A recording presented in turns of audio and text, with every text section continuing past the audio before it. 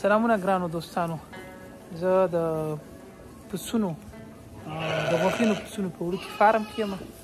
تاسو ګورئ او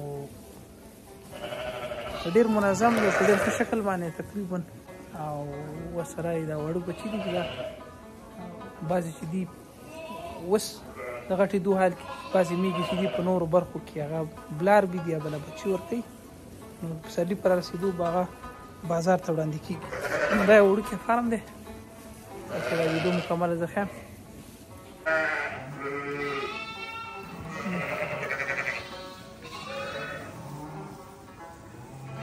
د وړې دانې او غذایي مواد د دانې په شکل باندې چې دي کنسنټریټ ته په وړو کې ورکوي او بېدا په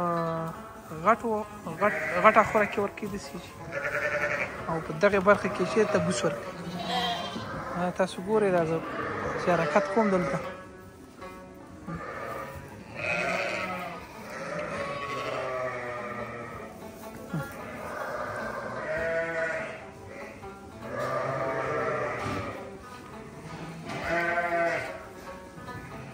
ښه دا تازه لنګې شوي دي مورګانو سره.